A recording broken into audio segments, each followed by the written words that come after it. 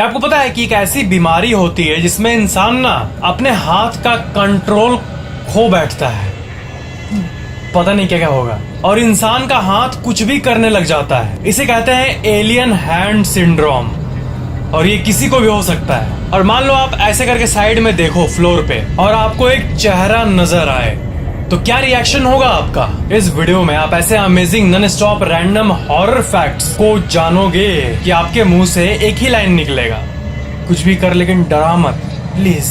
Fact number 17। Year था 1971, महीना था अगस्त। मैरिया गोमेज वो अपने किचन में काम कर रही थी और उन्होंने अपने किचन के फ्लोर में एक अजीब सा चिन्ह देखा, एक कुछ बना हुआ था वहाँ पे। और जब वो ध्यान से देखी तो उन्हें ये नजर आया कि एक चेहरा बना हुआ है, और ये चीज बिल्कुल स्कैरी चीज थी उन लोगों के लिए, क्योंकि फ्लोर पे रैंडमली कुछ भी दाग होता तो ठीक होता, बट फ्लोर पे चेहरा कैसे बन जाएगा? तो उसके बाद उन्होंने उसे बहुत सारे जो होता है ना रिमूवर, उससे रिमूव करने का कोशिश किया, और उसके बाद वो रिमूव हो ही नहीं रहा था। भले आप वहाँ पे कुछ भी यूज कर लो, डिटर्जेंट से लेकर सब कुछ, कोई काम नहीं किया। लास्ट में उसका हस्बैंड एक कुल्हाड़ी से ऐसे तोड़ दिया उस जगह को, क्योंकि बहुत स्कैरी लग रहा था। और उसके बाद फिर वो लोग सो गए और सुबह उठे, बट सुबह उठ के उन लोगों ने ये देखा कि वो चेहरा फिर से फॉर्म हो गया है। तो ये एक बहुत ही अजीब चीज थी, मतलब क्या हो रहा है ये। और इसके बाद उन्होंने किचन को सील कर दिया, पता है, और एक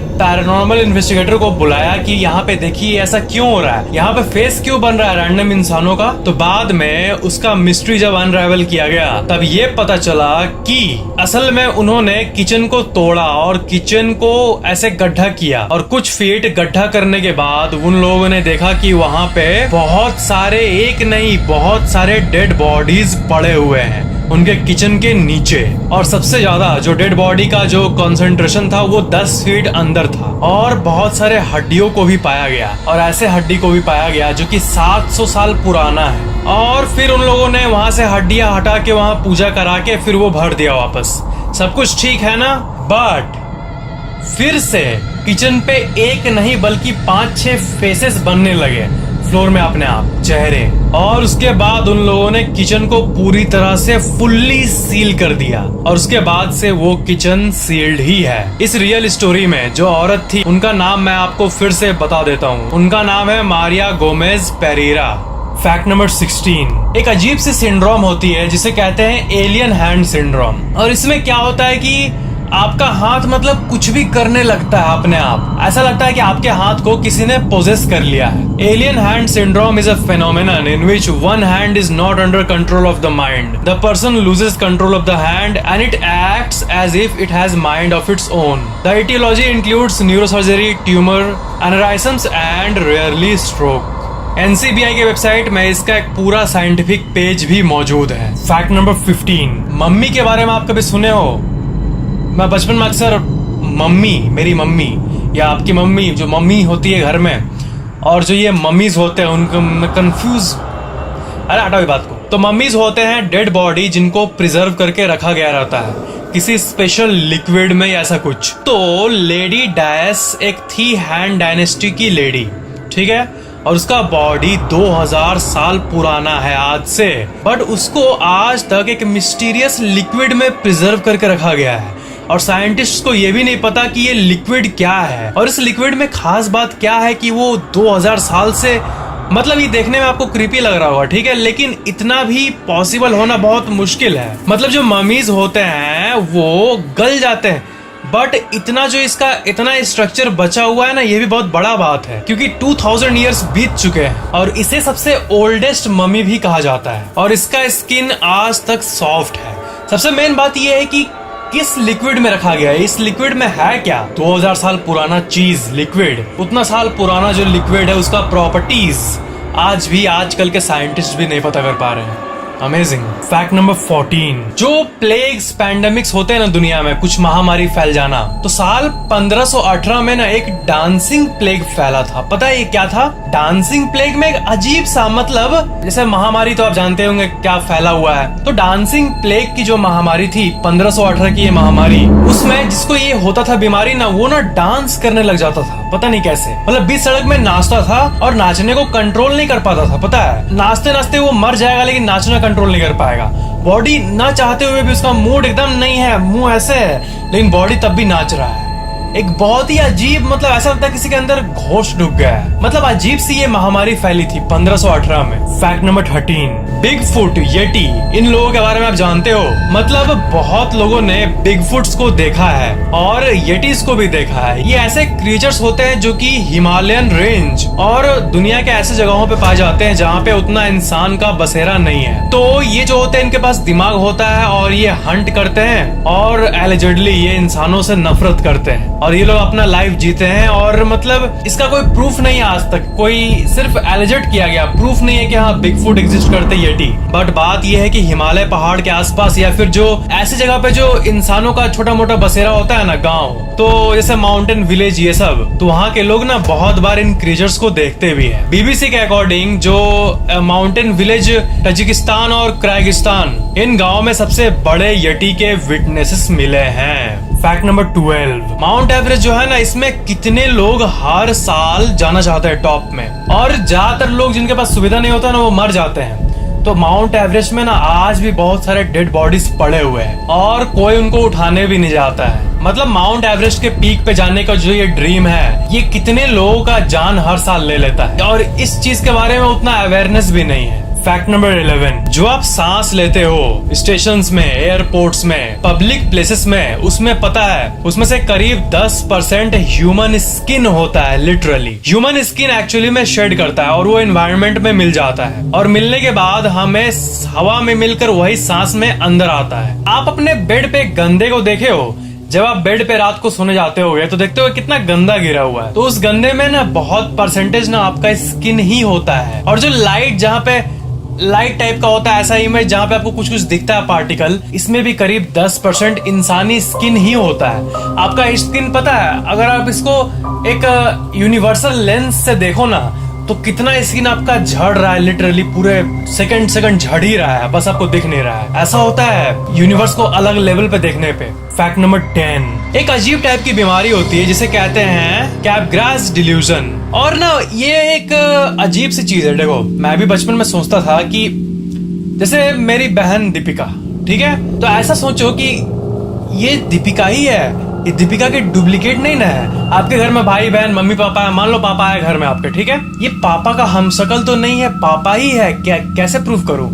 ये एक डिल्यूजन होता है। हम लोग बात कर रहे हैं, मजाक में ले रहे हैं, हम लोग को पता है कि हम लोग मजाक कर रहे हैं, सीरियस नहीं है। बट जिनके दिमाग में ये डिसऑर्डर हो जाता है ना, वो लिटरली डीपली इनसाइड दिल से ये सोचने लगते हैं कि ये मेरा पापा नहीं है, ये इसको डुप्लीकेट है, मेरे पापा को कोई कैद कर लिया है कोई। तो ऐसा जो एक बीमारी होता है दिमाग का, उसको कहते हैं कैपरास डिल्यूजन। ये एक बहुत ही भयंकर मेंटल डिसऑर्डर है। Fact number 9, Cotard delusion. ये भी एक ऐसी मेंटल डिसऑर्डर है जिसमें सफरर ये बिलीव करता है कि वो एक वॉकिंग डेड और घोस्ट है, कि उसका अंदर का सारा बॉडी पार्ट मर गया है। मतलब होता है ना, ज़ॉम्बी से चल रहा हूँ मैं, जिंदगी में अब कुछ नहीं है, मैं ज़ॉम्बी बन के रह गया हूँ और मेरे सारे अंदर के पार्ट सड़ गए हैं, ऐसा टाइप का फीलिंग आता है। मैं जब भी इस सब चीजों के बारे में आपको बताता हूँ कि दिमाग का ऐसा सोच, ये सब वो सब, तो आपको लगता होगा कि क्या उन लोगों का दिमाग ही नहीं है क्या? अंदर कैसे सड़ेगा? सड़ेगा तो तू जिंदा कैसे रहेगा? ऐसा इतना दिमाग नहीं उन लोगों को सोचने का कि नहीं सड़ रहा बाबा, तू एक्टिव हेल्थी है। बट जो दिमाग है ना, ये बहुत अजीब चीज है। डिप्रेशन को ही ले लो, डिप्रेशन जो है वो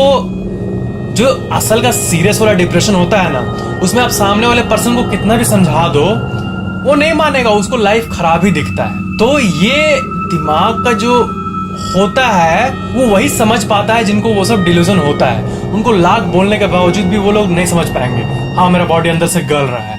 दिमागी बीमारी इतनी खराब होती है, अजीब अजीब चीजें है दुनिया में। फैक्ट नंबर 8, 1918 और 1919 के बीच में एक एक्समैन ना आया था चर्चे में, और एक्समैन जो है ना, ये एक्चुअली में अपने आप को गाने का लवर कहता था। मतलब जैज लवर, जैज म्यूजिक होता है ना, एकदम heavy rock and jazz music जो होता है ना, जो पार्टीज में होता है, उसका शौकीन था। और ये एक अजीब टाइप का साइको था, पता है। तो ये पगलेट इंसान का ये कहना था कि वो उन लोगों को मार देगा जिसके घर में जैज म्यूजिक नहीं बज रहा होगा। मान लो मेरा या फिर आपका एग्जांपल लेता, आप जिस शहर में रहते हो वहां पर अगर एक्समैन आ गया और वो ये बात फैला दिया कि जिसके घर में जैज म्यूजिक नहीं बजेगा आज रात को, उस घर में आके मैं सबको मार दूंगा, तो आप ये एक्सपेक्ट करोगे कि ये सुन के सब कोई घर में अपना म्यूजिक बजाने लगेगा जैज, ताकि जिंदा रहे। और लिटरली यही चीज हुआ इस साल, पता है, कोई जोक नहीं है। सब कोई अपने घर में जैज म्यूजिक बजाया इसके डर से, और उस दिन एक दिन कोई नहीं मारा। एक दिन ऐसे ही हुआ था कि अनाउंस किया था कि नहीं बजेगा तो मैं मार दूंगा, और उस दिन सब कोई बजाया और उस दिन एक को भी नहीं मारा ये। और कोई नहीं बजाया तो उसका मौत का खबर आ जाता था। मार्च 18 का नाइट था वो, और जगह था न्यू ऑरलियंस, और वहां के लोगों का ये मानना था कि ये कोई सुपर नेचुरल क्रिएचर था। फैक्ट नंबर 7, डस्ट माइट्स को आप देखे हो, जो आपका बेड का फैब्रिक होता है उसका, ठीक है, और ये है ऊपर में डस्ट माइट्स। ये माइट्स आपके कहीं भी डस्ट को खाते रहते हैं, और देखा जाए तो यहाँ भी बहुत सारे डस्ट माइट होंगे, इतने छोटे छोटे। उसी का ऐसा होता है ये खतरनाक जूम्ड इन देखने पे। तो एवरेज आपका पूरा जो बेड है, आप जहाँ पे बैठे हो या फिर आपका घर का जो बेड है, उसमें 1 लाख से भी ज्यादा डस्ट माइट अभी करेंटली प्रेजेंट है। That's really true। ये क्रीचर्स हमेशा डस्ट को खाने के लिए तैयार रहते हैं, चाहे दिन हो या रात। Dust mites. फैक्ट नंबर 6, मई 2018 टोरंटो शहर में एक ब्रिज से लटकता हुआ एक कार दिखा। लोगों ने सोचा कि ये कोई फिल्म का शूटिंग है, ऐसा कुछ होगा, बट बाद में अथॉरिटीज ने कंफर्म किया कि कोई भी शूट नहीं था उस दिन। और ये कार किसने रखा, ये कहां से आया, कहां से प्रकट हुआ, किस डायमेंशन से प्रकट हुआ, कोई नहीं जानता है, या फिर इसे किसने किया। और ये हैंगिंग कार एक सिंपल सी घटना है, बट इसके बारे में पूरे दुनिया में फैलने लगी। और ये घटना मॉर्निंग मई 2018 में हुआ था। फैक्ट नंबर 5, आपके घर में स्टोर रूम में या फिर कभी भी कोने पे स्पाइडर्स जरूर होते होंगे। एक फनल वेब स्पाइडर करके आता है, और वो कहीं भी हो सकता है। आपको पता ही होगा कि एक टिपिकल स्पाइडर में एक 2 5 तरह का जहर होता है, ठीक है, बट ये दुनिया का सबसे टॉक्सिक स्पाइडर है, क्योंकि इस स्पाइडर के अंदर 40 डिफरेंट टॉक्सिक प्रोटीन्स मौजूद हैं। और ये स्पाइडर आपके यहाँ पे आ जाए ना, तो वो आपके नर्वस सिस्टम को डैमेज कर सकता है। मतलब दुनिया में जितने भी स्पाइडर्स है, उसमें से सबसे खतरनाक,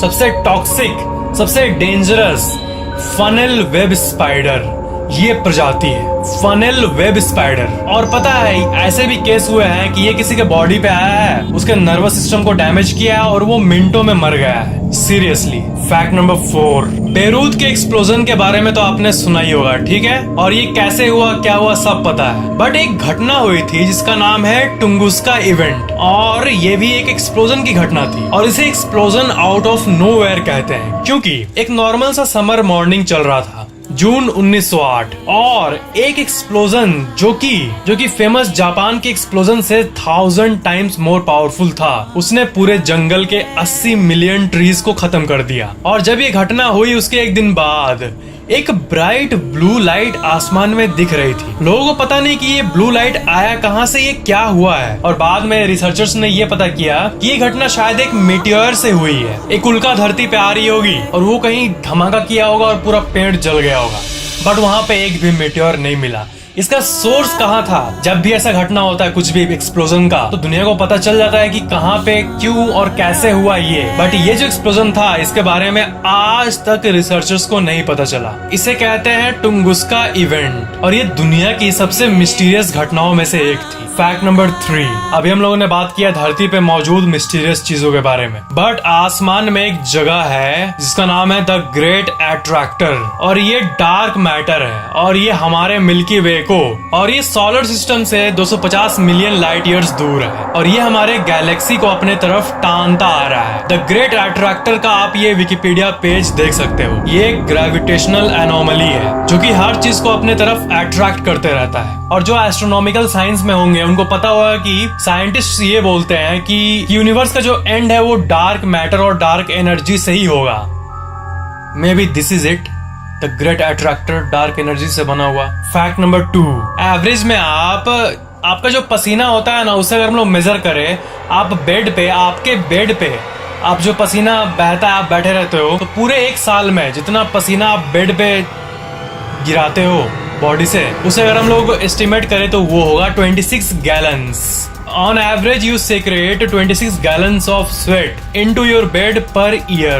Fact number 1, आपको पता ही होगा कि जो पैरानॉर्मल इन्वेस्टिगेटर्स होते हैं वो बहुत सारे इक्विपमेंट्स को यूज करते हैं एंटिटीज को डिटेक्ट करने के लिए। तो उन इक्विपमेंट्स का कुछ जानकारी मैं आपको देना चाहता हूँ। सबसे पहला जो टूल यूज होता है उसे कहते हैं इंफ्रारेड थर्मोमीटर, और ये जो होता है ये किसी भी जगह पे जो टेम्परेचर का सडन चेंज होता है उसे फाइंड करने में मदद करता है। और पैरानॉर्मल इन्वेस्टिगेटर्स का ये कहना है कि जहां पर कोई एंटिटी होता है वहां पे एक टेम्परेचर का सडन चेंज, एक ऐसा चेंज जो कि किसी इलेक्ट्रिकल इक्विपमेंट के चलते नहीं हुआ है, रैंडम चेंज देखने मिलता है रूम में, उसी को ये डिटेक्ट करने में मदद करता है। दूसरा है डिजिटल वॉइस रिकॉर्डर। ये ऐसे वॉइस रिकॉर्डर्स होते हैं जो कि एम्बियंट बैकग्राउंड नॉइज को कैप्चर करते हैं। हल्के से हल्के जो वॉइस होते हैं उसको भी ये कैच कर लेगा, जो एक्चुअल में डिजिटल वॉइस रिकॉर्डर्स होते हैं। अब आप बोले मोबाइल में भी तो है, बट मोबाइल का बात अलग है, वो एक पूरा डिवाइस रिकॉर्डिंग को ही डेडिकेटेड होता है।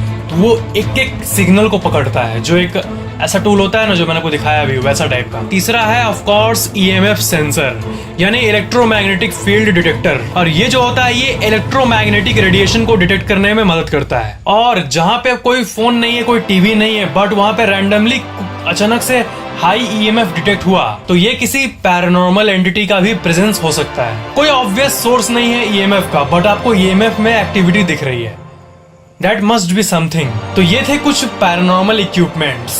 उम्मीद है आपको ये थोड़े अलग मिस्टीरियस टाइप के फैक्ट्स मजेदार लगे होंगे। क्या आप मिस्ट्रीज पे और वीडियोस चाहते हो? नीचे कमेंट जरूर करना, और ये भी बताना कि ये वीडियो कैसा लगा। अगर आपको ये वीडियो पसंद आया तो लाइक जरूर करना एंड शेयर भी जरूर कर देना। और अगर आप पहली बार चैनल देख रहे हो तो सब्सक्राइब करके बेल आइकन भी ऑन कर देना, ताकि मेरे आने वाले वीडियोस आपको तुरंत मिल जाए।